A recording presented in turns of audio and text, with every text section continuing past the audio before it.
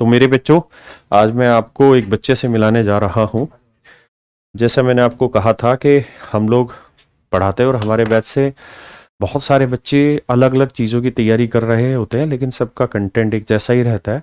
और बहुत सारे बच्चे अपनी अलग अलग जो फील्ड होती हैं, जिसमें उनका इंटरेस्ट रहता है, जहाँ जहाँ उनकी किस्मत उनकी को लेके जाती है, वहाँ वो बच्चे कमाल करते हैं। और अभी मैं 2-3 दिन पहले ही आपको बता रहा था, एक बच्चा था यस मिलान करके, जिसका सीडीएस में सेकंड रैंक आया। वो अपने फादर साहब के साथ और अपने भाई के साथ मिलने आया था, उस दिन मैं जिक्र आपसे कर रहा था। तो ऐसा ही एक बच्चा है, आज मैं आपसे उससे मिलवाता हूँ। बेटा आजा। और ये शकल से ही लग रहा है, नहीं नहीं नहीं, पैर नहीं, पैर नहीं छूना। ये शकल से ही आपको लग रहा होगा। आप इसकी शकल को देख के बताओ एक बार कि क्या किस चीज में इसका सिलेक्शन हुआ होगा। मतलब इसकी पर्सनैलिटी से ही आपको पता चल गया होगा। ये सीडीएस में रैंक 1 आया है। इसमें सीडीएस में 2-3 दिन पहले मैं आपको बता रहा था, मेरा दूसरे कोई स्टूडेंट था यस मिलान करके, जो सीडीएस में सेकंड रैंक आया था। ये बच्चा सीडीएस में फर्स्ट रैंक इसकी आई है। और इसकी पर्सनैलिटी देख के लग रहा है कि आर्मी में मैं क्यों नहीं हो पाया, मेरा सीडीएस में और एनडीए के थ्रू मेरा एसएसबी क्यों नहीं क्लियर हुआ, और इसका क्यों क्लियर हो गया। क्योंकि चीजें पर्सनैलिटी में कहीं ना कहीं रिफ्लेक्ट करती हैं, और वहां से पता चल जाता है कि किसमें उतनी पावर है कि वो पूरी यूनिट को, देश को एक डायरेक्शन दे पाएगा या नहीं दे पाएगा। और ये बच्चा बहुत मेहनती है, और ऑनलाइन ही पढ़ा था ना शायद। सर मैं 33 बैच में। हाँ, ये मैथ स्पेशल 33 बैच में था और ऑनलाइन ही पढ़ा था। और आप देख रहे हैं कि ऑनलाइन पढ़े हुए का भी रिजल्ट इतना बेहतर आता है, जो बच्चे ऑफलाइन चलाते रहते हैं। मैं चाहूँगा कि अभी करीबन 60,000 बच्चों के आसपास इस बैच में लाइव पढ़ रहे हैं, तो आप अपनी तरफ से जो मोटिवेट करना चाहो बच्चों को, उतना आप बताओ। ले बच्चे। Sir thank you very much. बताओ।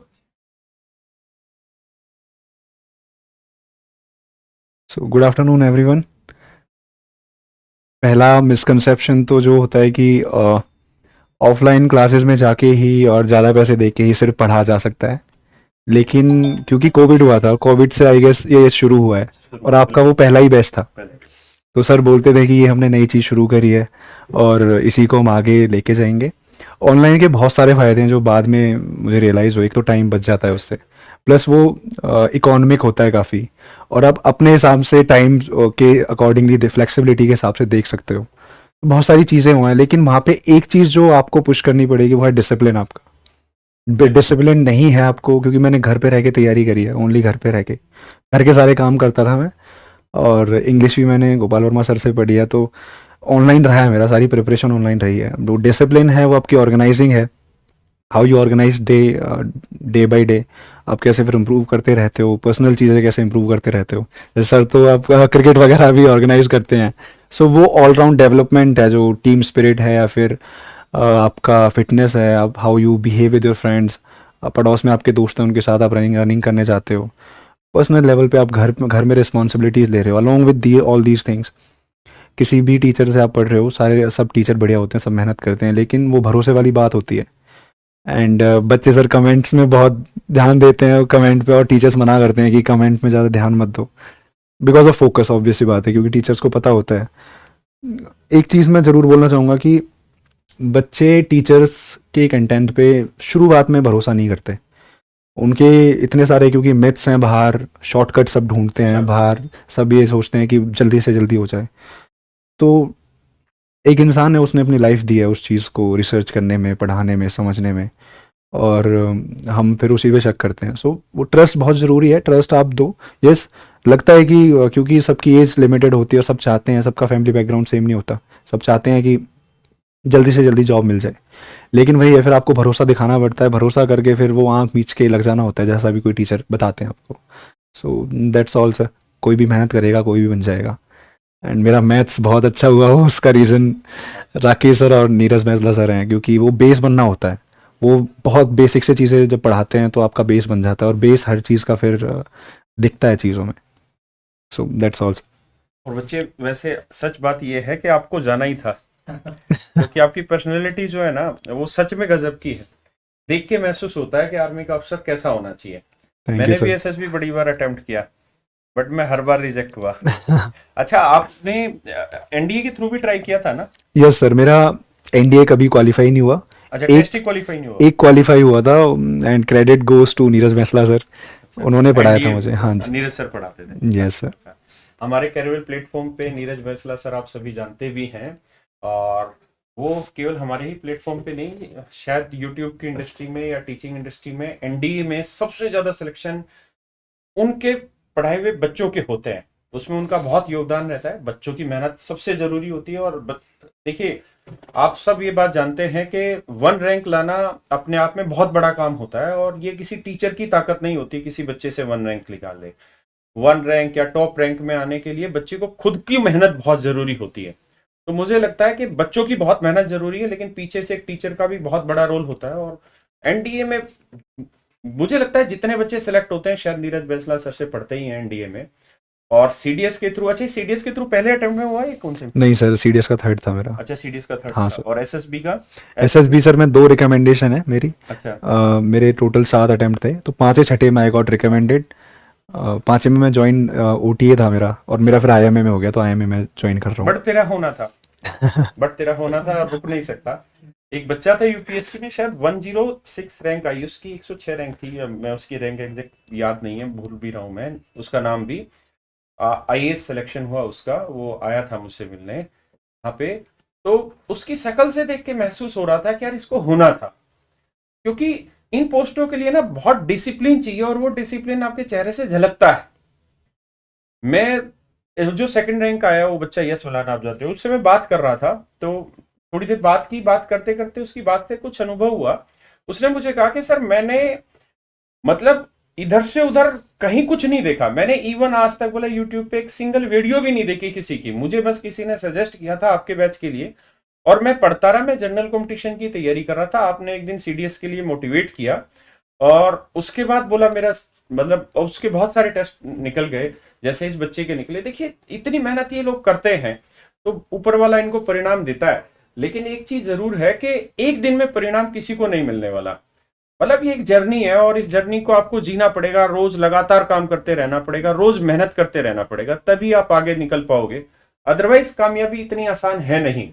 लेकिन कामयाबी मुश्किल नहीं है अगर आप रोज कम प्रयास करें लेकिन लगातार प्रयास करें। अच्छा बच्चे, इनको आप CDS के लिए ना, हमारे जो जनरल कंपटीशन में बच्चा तैयारी कर रहा होता है, इसको बहुत ज्यादा CDS की जानकारी होती भी नहीं है। मैं चूंकि उसमें कई बार फेल हो गया SSB में, इसलिए मेरा बड़ा इंटरेस्ट था, इसलिए मैं बच्चों को बताता भी रहता था उसकी Yes, sir. कहानियां। तो आप इनको कुछ बताना चाहोगे CDS को लेके? क्या क्या प्रोसेस है, क्या क्या एग्जाम में आता है, फिर SSB में क्या रहता है, और ऐसे कौन सा स्किल है कि बच्चा अपने आप को पहले से कर ले कि यार मैं बन सकता हूँ? जैसे देसी बच्चा तो बहुत सारा बच्चा रह ही जाता है कि यार अफसर शायद नहीं बना जाएगा, SSB में निकल जाएगा। कुछ हम जैसे लोगों का परसेप्शन बन चुका होता है। क्या आपके फादर आर्मी में तो नहीं है? No sir. ब्रिलियंट। जो यस मलान है 2nd रैंक, और ये बच्चा 1st रैंक, दोनों के बैकग्राउंड आर्मी से नहीं है, सबसे बड़ी बात। वरना हम जैसे ही लोग ये कहते हैं कि नहीं SSB में आर्मी वाले बच्चों का सिलेक्शन हो जाता है, नॉर्मल बच्चों का सिलेक्शन नहीं होता। लेकिन आप देखिए 1st रैंक 2nd रैंक, और ऐसे टॉप 100 जितने 102 बच्चे हुए ना आप वाले बैच में, कितने? अभी सर 104 बच्चे मेरे रिटर्न हुए हैं। Yes sir. तो उनमें जितने भी होंगे, बहुत सारे बच्चे ऐसे होंगे जो आर्मी बैकग्राउंड से नहीं होंगे। तो आप कुछ बताना चाहें, बच्चों को बताएं। सर सिलेबस तो लगभग सेम ही है। बिल्कुल। जो थोड़ा सा क्वेश्चंस के लेवल का थोड़ा फर्क पड़ता है, क्योंकि यूपीएससी लैंग्वेज बेस्ड क्वेश्चन पूछता है। इवन आपका सर प्रैक्टिस बेस्ड था, उसके बाद CDS का आया था, वो मैंने पूरा देखा है। तो आप एक ही चीज़ बताते थे कि CDS की लैंग्वेज थोड़ी लंबी है, क्वेश्चन का लेवल उतना कोई ज़्यादा खास नहीं होता, लैंग्वेज है। अच्छा, GS को कैसे तैयार किया आपने? क्योंकि GS अच्छी आती है। GS सर मैंने अलग अलग पढ़े हैं, मैंने NCERTs पढ़ी हैं। अच्छा, NCERT। क्योंकि NDA सर मेरा GS की वजह से निकला नहीं था, तो मैंने NCERTs पढ़ी हैं। उसमें थोड़ा स्टैटिक नहीं, कॉन्सेप्चुअल आता है CDS में। UPSC runs behind the concepts. अच्छा, और इंग्लिश में जो गोपाल वर्मा सर का था, उनसे क्या मतलब बच्चों को क्या हेल्प मिलेगी SSB में? English sir, Gopal Verma sir भगवान है इंग्लिश के। तो वो ग्रामर हर जगह हेल्प करती है सर। इवन आप ऑफिसर बन जाओगे, आप कहीं पे भी जाओगे तो रिटर्न वर्क होगा, एंड अगर आपकी ग्रामर अच्छी है, you will reflect it in your verbal expression and return expression. तो दोनों में हेल्प करती है। एंड CDS का अगर मैं स्पेसिफिकली बताऊं तो मैं बहुत लगी था कि मैं गोपाल वर्मा सर से पढ़ा। रीज़न बीइंग वो ग्रामर बहुत अच्छे से समझाते हैं, वो ग्रामर इतने रूट लेवल से समझाते हैं, और CDS में सर ग्रामर ही ज़्यादा आती है। 90 क्वेश्चन आपको ग्रामर के मिलेंगे। इवन पहले तक मैं ये सोचता था कि कॉम्प्रिहेंशन अलग चीज़ है, लेकिन सर ने बताया कि यार कॉम्प्रिहेंशन भी ग्रामर से ही सॉल्व होते हैं। सो उस लेवल की अंडरस्टैंडिंग और कॉन्सेप्चुअल क्लैरिटी दे पाना, और वो सर वहाँ से हो गया था। फिर सिलेबस सेम है लेकिन थोड़ा एफर्ट एक्स्ट्रा मारना पड़ता है, वो प्रीवियस ईयर क्वेश्चंस लगाने पड़ते हैं सीडीएस के और एसएससी मेंस के। सर की बुक है मेरे पास, इंग्लिश एक्यूमेन, तो वो मैंने सॉल्व करी है। और उसमें उसकी खास बात ये थी कि वो compilation was not I an exam specific, वो ये था कि उसमें क्वेश्चंस का लेवल बहुत अच्छा है, अच्छे अच्छे लेवल क्वेश्चन हैं उसमें। वो हर क्वेश्चन हर उसके एग्जाम के लिए आपको मतलब फुलफिल कर नहीं सकते वो हैं। करते रहते हैं, मैंने देखा भी है, वो एक एक पेज लेके लगे रहते हैं, तीन तीन चार चार दिन एक ही पेज को लिखने में इंग्लिश में लगे रहते हैं, तभी वो शायद परफेक्शन भी तभी आता होगा हाँ जी, इंग्लिश हाँ में, जी। अदरवाइज इतना आसान कहाँ है यस सर। इंग्लिश में परफेक्शन लाना। और जैसे ये सीडीएस वाला एग्जाम हुआ तो इसमें तो इंग्लिश में शायद डेप्थ मतलब अच्छी चाहिए ही होती होगी, क्योंकि यस सर। एसएससी में आज के टाइम में इंग्लिश शायद लेवल उतना अच्छा नहीं रहा जितना पहले होता था, लेकिन यूपीएससी में तो बहुत अच्छा होता ही है। अच्छा, जब मैंने एसएसबी दिया ना बहुत बार, तो मुझे पहले एक दो एसएसबी देने के बाद ये पता चल गया था कि मेरा नहीं होगा, और मेरा किस कारण से नहीं होगा मुझे वो भी पता चल गया था। आपको कभी मतलब महसूस हुआ इस बार कि किस वजह से हुआ, कौन सा ऐसा चीज थी आपके पास जो आपको उधर लेके जा ही रही थी बार बार, मतलब कौन सी ऐसी क्वालिटी थी जो आपको लगा कि उसने सबसे बड़ा रोल प्ले किया इंटरव्यू में जो आपका एसएसबी में था? सर एसएसबी में ओएलक्यूज होती हैं 15, हम्म। वो देखते हैं, लेकिन बच्चे क्या करते हैं उनको ना ओएलक्यूज को रटने की कोशिश करते हैं जिसका कोई मीनिंग नहीं है। मेन चीज़ है कि आप एक डिसिप्लिन्ड पर्सन हो अपनी लाइफ में, आपके जो मोटिवेशंस और रीजंस हैं वो लाइफ में क्लियर हैं, और आप एक अच्छे इंसान हो। अच्छे इंसान इन द सेंस कि आप घर वालों की रिस्पॉन्सिबिलिटी ले रहे हो जहाँ ज़रूरत हो रही है, आप घर में काम कर रहे हो, आप घर हो या बाहर हो कोई फ़र्क नहीं पड़ता, आप वहाँ रिस्पॉन्सिबिलिटी ले रहे हो। आप दुनिया के कितने बड़े इंसान बन जाओ, अगर आपको ये नहीं पता मेरा भाई क्या कर रहा है तो इंसान बनने का कोई फ़ायदा नहीं है। फायदा नहीं। सो रिस्पॉन्सिबल पर्सन, रिस्पॉन्सिबल सिटीज़न होना इज़ वेरी इंपॉर्टेंट। वो कोविड में हुई थी सर। सो कोविड में मैं घर चला गया था, मुझे टाइम मिल गया था अपने आप को टाइम देने के लिए, घर वालों को टाइम देने के लिए। वहाँ से वो फिर डेवलप हो गई चीज़ें, वहाँ से मैं और ऑर्गेनाइज हो गया। कोविड में सबने वेट गेन कर लिया, लेकिन कुछ मेरे जैसे थे जो भागे हैं सर, रोड खाली थे, भागे हैं सर, भागे हैं। वो फिटनेस पीक लेवल की हो गई वहाँ से, नॉलेज वहाँ से अभी इंप्रूव हाइट हो कितनी गई। है आपकी? सर मेरी 183 है सेंटीमीटर। Yes sir. ये मेरे बराबर है, लेकिन देखो मुझसे ऊंचा लगता है। कारण वही है फिट फॉर होने का और अंदर से जुनून होने का ना, तो दिखता है जिसमें दम है सिलेक्शन का। और मेरे साथी लोग चाहे गोपाल वर्मा सर हो या बाकी टीचर हो, सब कहते हैं कि मैं जो कह देता हूँ वो हमेशा होता है और हर किसी पे होता है। मैं आज आपको ये बात कह रहा हूँ, आप लिख के ले लीजिएगा। ये बच्चा एक दिन ऐसा काम करके जाएगा कि शायद हम रो रहे हो, लेकिन अंदर से आपकी आत्मा मतलब हिलोरे मार रही होगी। इस बच्चे ने आज बहुत बड़ा काम कर दिया और ये बहुत जल्द करेगा।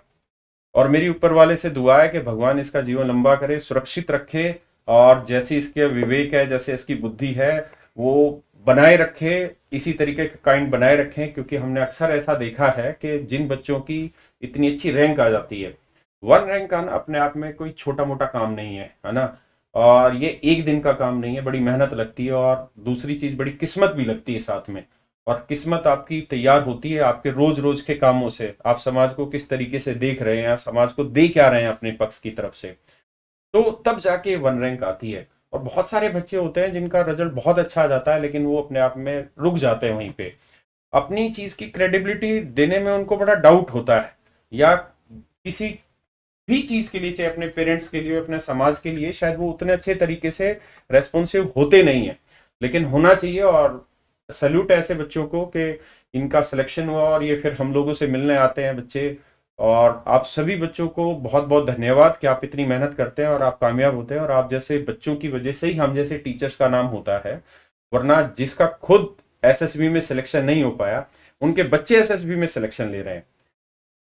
मेरा एक्साइज इंस्पेक्टर में सिलेक्शन हुआ, इसलिए मैंने जीवन में एक्साइज इंस्पेक्टर को कभी कुछ माना ही नहीं, क्योंकि ये आदमी की फितरत भी है कि जो मिल गया उसकी तो उसको कीमत ही नहीं है, जो नहीं मिला ना वो बहुत बड़ा लगता है। और मेरे जीवन का पहला सपना था और शायद वो हो ही नहीं पाया, और आगे कभी ऐसा मैं इतना बड़ा आदमी होऊंगा ही भी नहीं कि मुझे कभी सरकार ऐसा मौका दे।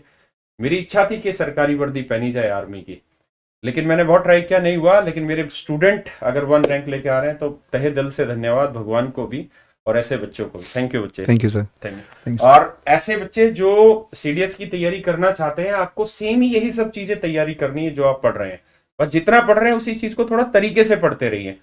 खासकर जीएस वाले पोर्शन पे थोड़ा और ध्यान दीजिए, और अपना सीडीएस का एग्जाम साल में अब 2 बार होता है और शायद अक्टूबर में होता है, एक अभी सर साइकिल होगी, एक अप्रैल अच्छा। पे होता है और फिर उसके बाद सितंबर में होता है। एक सितंबर में और एक अप्रैल में।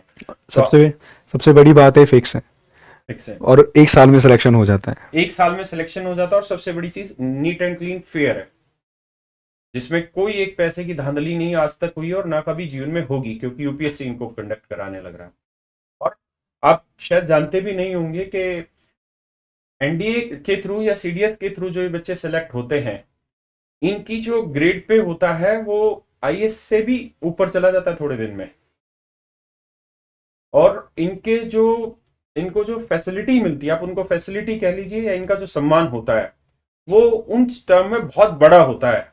तो आर्मी का ऑफिसर होना या एयरफोर्स का ऑफिसर होना या नेवी का ऑफिसर होना अपने आप में, आप ये कह लीजिए, शायद भगवान के चरणों में सीधी अर्जी है आपकी, तभी आप इतने मतलब अच्छे कर्म है कि आप ऐसा सिलेक्शन ले पा रहे हैं। तो इस मौके को चूकिए मत, क्योंकि जो आप पढ़ रहे हैं ना, उसी को थोड़े तरीके से इंग्लिश और जीएस को थोड़ा तरीके से पढ़ लेंगे तो आपका सिलेक्शन हो जाएगा।